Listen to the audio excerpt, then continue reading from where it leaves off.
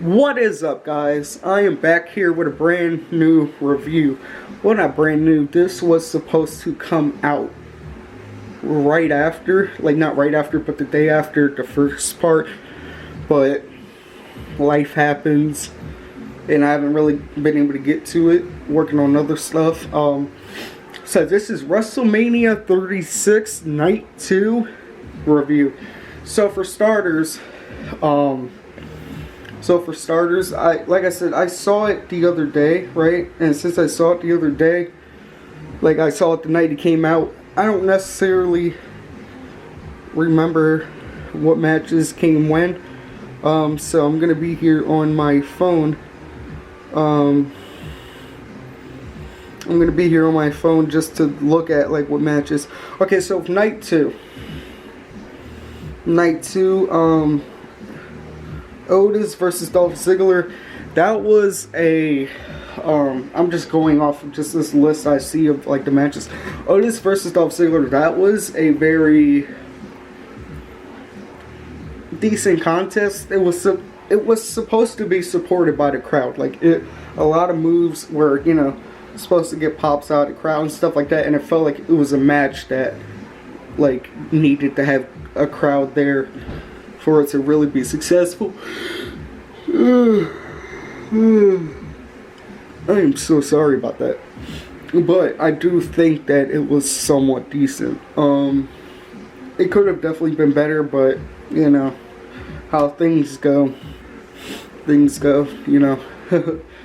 Aleister Black versus Bobby Lashley. I didn't really enjoy this one, but I really liked one, Lana looked stunning. So I was like, hey, how you doing? So trying to beat Enzo Amore. But I thought it was a really good, just kind of match. Like for Aleister, I mean, he kind of he pretty much just got tested the whole entire match. He was just getting beat on.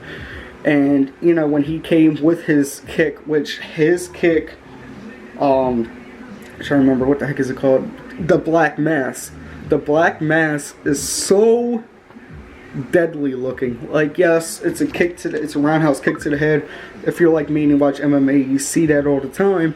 But it was just insane to like. It's just always insane to see it because of the fact that wrestling technically is fake, and a lot of moves are protected, but it just looks so brutal. The Street Profits versus Austin Theory and Angel Garza. That was a good match.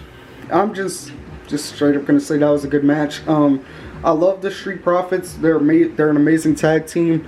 And Angel Garza is pretty good. I haven't really seen much of Austin Theory. I'm not really paying attention. I don't really know who that is like that. The SmackDown Women's Championship. I think that was also a really good match. It had some really good spots. It had some decent spots in there. It had a lot of really good female wrestlers. Bayley is really good. Lacey Evans has gotten better since she started. Tamina has always been a powerhouse. Naomi is an amazing wrestler, and Sasha Banks is like in my top 3 best wrestlers, like female wrestlers in WWE. Rhea Ripley versus Charlotte Flair. Now this one, I did not understand. This one I did not understand at all, because I think, why would Charlotte Flair need to win the NXT Championship? Now, I guess they're trying to push her as the best women's wrestler of all time by capturing all the championships. But why? Why capture the NXT Championship when you're not an NXT superstar? Why? Why would you not give Rhea Ripley the match, the boost that she deserved? Like, that was such a bad decision. I was trying to think of like a very smart phrase to say.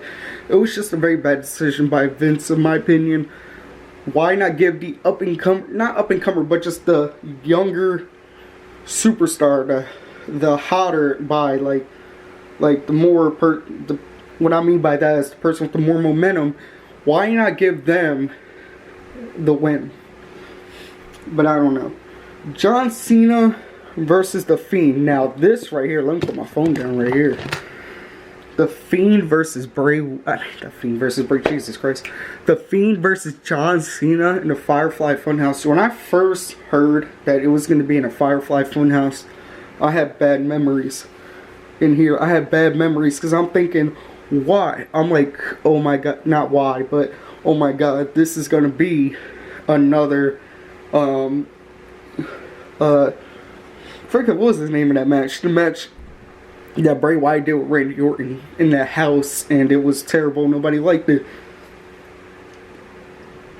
This wasn't even a match.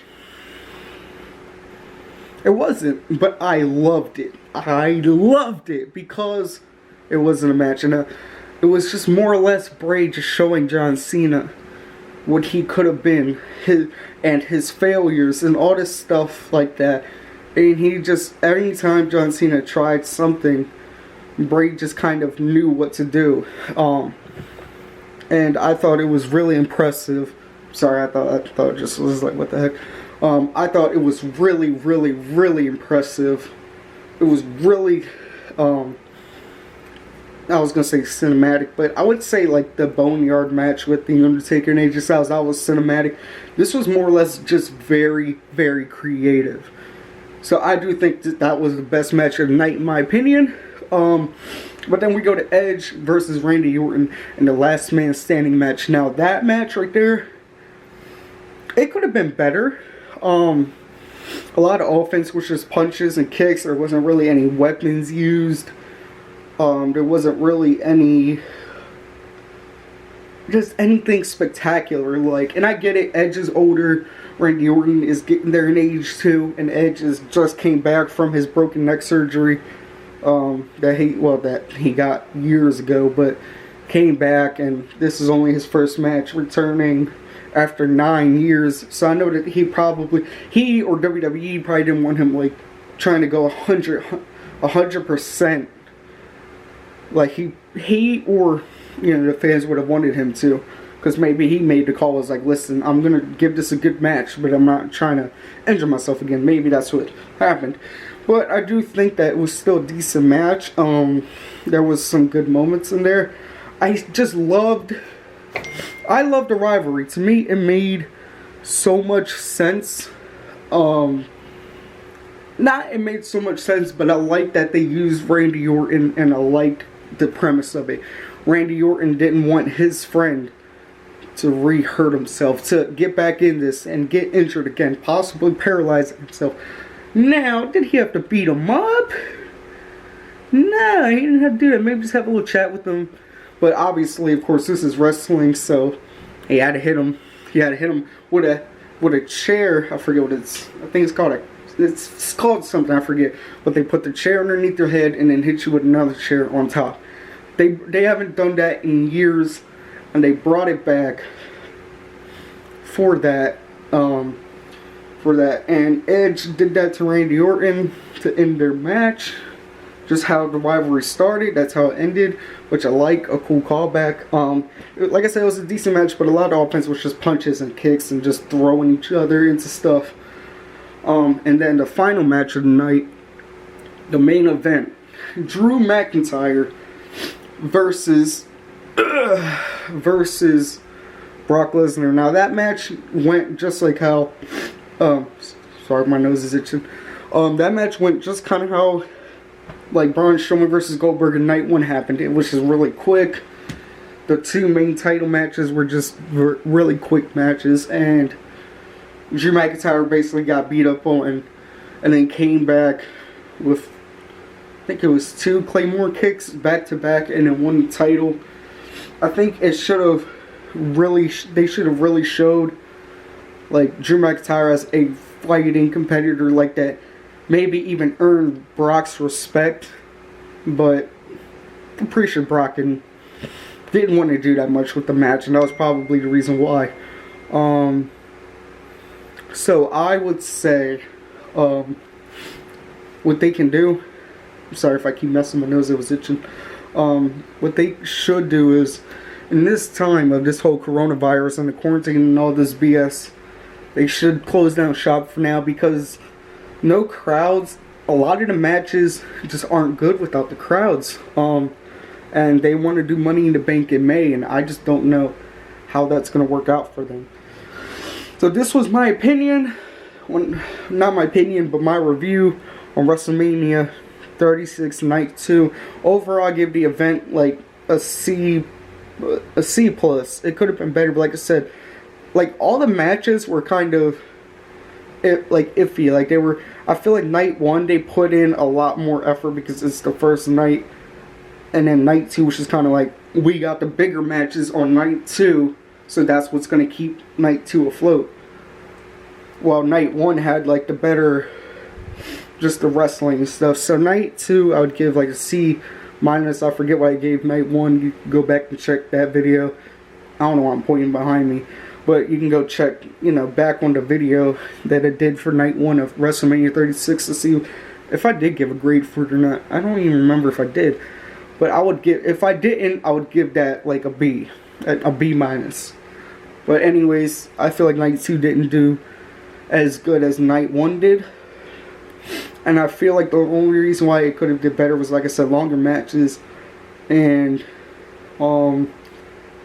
like, just more stuff involved. Like, do more stuff with the matches. Like, the Firefly Funhouse match was, like, the only match that had, I feel like, okay, they both wanted to do it.